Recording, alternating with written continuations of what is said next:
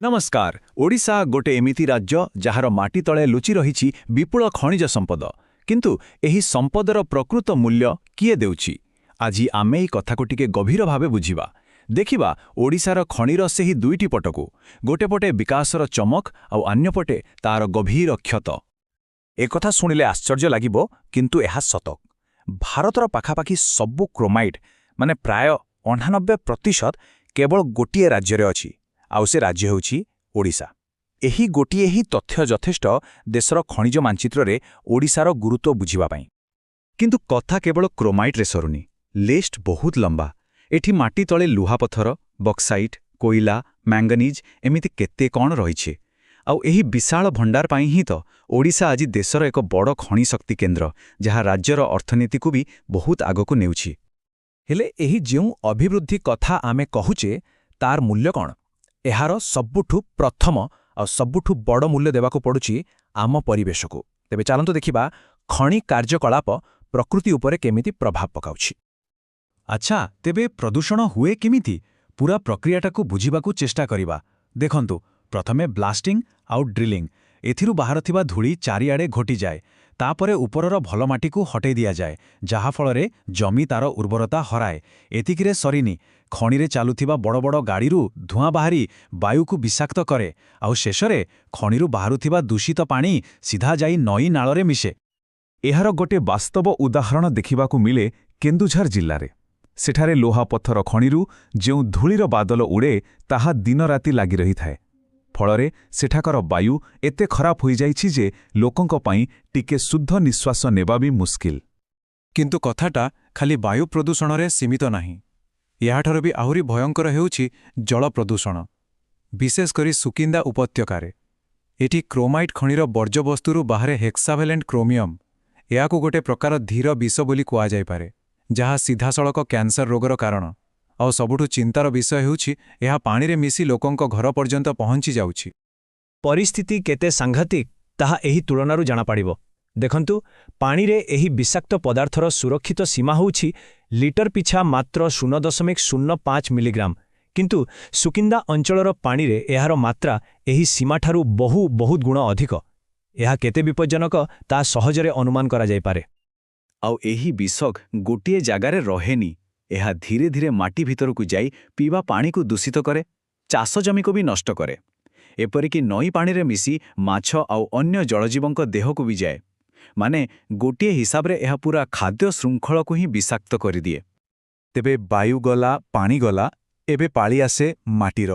खनि खला जोगु उपरर जो उर्वर माटी थाए ताहा तो पूरापूरी नष्ट हो जाए।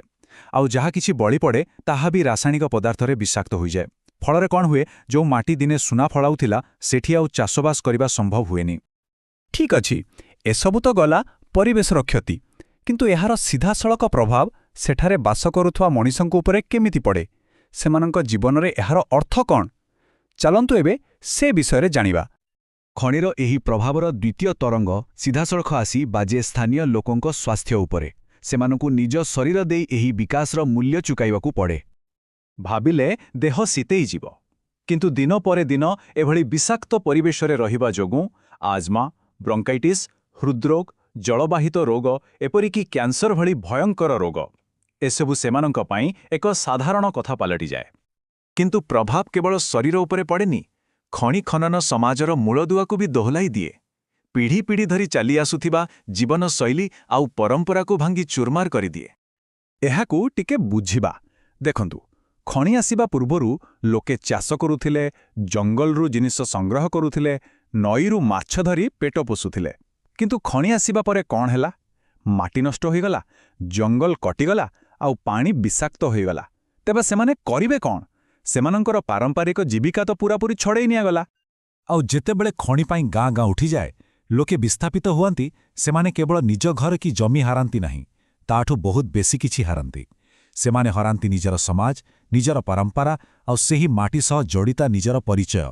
सबु किछि छिन्न छिद्र होई जाए। एते सबु समस्या तो आमे देखिले, किंतु एहाकु समाधान करिबा पई जो नीति नियम सबु अछि सेगुड़िक केते काम करुछि? आसंतु एबे एही शासनगत दिगटी उपरे टिके नजर पकाइबा। देखंतु, कागजपत्ररे नियमर कोनोसी अभाव नाही।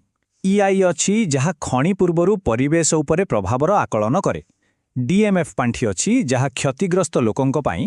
ଓଏସ୍ପିସିବି ବି ଅଛି ପ୍ରଦୂଷଣ ମାପିବା ପାଇଁ। କିନ୍ତୁ ବାସ୍ତବତା କିଛି ଅଲଗା। ଏହି ସବୁ ନିୟମ ଅଧିକାଂଶ ସମୟରେ ଠିକ୍ ଭାବରେ କାର୍ଯ୍ୟକାରୀ ହୁଏ ନାହିଁ। ଫଳରେ ଏଗୁଡ଼ିକ କେବଳ କାଗଜରେ ହିଁ ରହିଯାଏ। ତେବେ ପ୍ରଶ୍ନ ଉଠୁଛି, ଏହି ବ୍ୟବସ୍ଥା କାହିଁକି ବିଫଳ ହେଉଛି? ଏହାର କିଛି ମୁଖ୍ୟ କାରଣ ଅଛି। ପ୍ରଥମତଃ, ନିୟମକୁ କଡ଼ାକଡ଼ି ଭାବେ ଲାଗୁ କରାଯାଏ ନାହିଁ। ଦ୍ୱିତୀୟରେ, ରାଜସ୍ୱ ଆଦାୟକୁ ଅଧିକ ପ୍ରାଥମିକତା ଦିଆଯାଏ। ଆଉ ତୃତୀୟରେ, ପରିବେଶର ପୁନରୁଦ୍ଧାର ପାଇଁ ଯେତିକି ପାଣ୍ଠି ଦରକାର ତାହା ମିଳେ ନାହିଁ। ତେଣୁ ଏହି ପୂରା ଆଲୋଚନାରୁ ଗୋଟିଏ କଥା ସ୍ପଷ୍ଟ। ଓଡ଼ିଶାରେ ଖଣି ବାସ୍ତବରେ ଏକ ଦୁଇଧାରା ଖଣ୍ଡାବଳି, ଯାହାର ଗୋଟିଏ ଧାରାରେ ଅଛି ଅର୍ଥନୈତିକ ବିକାଶ ଆଉ ଅନ୍ୟ ଧାରାରେ ଅଛି ସାମାଜିକ ଓ ପରିବେଶଗତ ବିନାଶ। ତାହେଲେ ସମାଧାନ କ'ଣ? ରାସ୍ତା ବାହାର କରିବାକୁ ହେଲେ କିଛି କଠୋର ପଦକ୍ଷେପ ନେବାକୁ ହିଁ ପଡ଼ିବ। ଯେମିତିକି ନିୟମକୁ କଡ଼ାକଡ଼ି ଲାଗୁ କରିବା, ପରିବେଶକୁ କମ୍ କ୍ଷତି ପହଞ୍ଚାଉଥିବା ଖଣି ପଦ୍ଧତି ଆପଣାଇବା, ଡିଏମ୍ଏଫ୍ ପାଣ୍ଠିର ସଠିକ୍ ଓ ସ୍ୱଚ୍ଛ ବ୍ୟବହାର କରିବା, ଆଉ ସବୁଠୁ ଜରୁରୀ କଥା ହେଉଛି ସ୍ଥାନୀୟ ଲୋକଙ୍କୁ ଏହି ସବୁ ପ୍ରକ୍ରିୟାରେ ସାମିଲ କରିବା। କିନ୍ତୁ ଶେଷରେ ଗୋଟିଏ ବଡ଼ ପ୍ରଶ୍ନ ସମସ୍ତଙ୍କ ମନରେ ରହିଯାଉଛି। ଗୋଟେ ପଟେ ଦ୍ରୁତ ଆର୍ଥିକ ବିକାଶର ଆବଶ୍ୟକତା, ଆଉ ଅନ୍ୟପଟେ ପରିବେଶ ଏବଂ ମଣିଷର ସୁରକ୍ଷା। ଏହି ଦୁଇଟି ଭିତରେ କ'ଣ କେବେ ପ୍ରକୃତରେ ଗୋଟିଏ ସନ୍ତୁଳନ ଆଣିବା ସମ୍ଭବ? ଏହି ଚିନ୍ତନୀୟ ପ୍ରଶ୍ନ ସହିତ ଆଜିର ଆଲୋଚନାକୁ ଏଇଠି ଶେଷ କରୁଛୁ।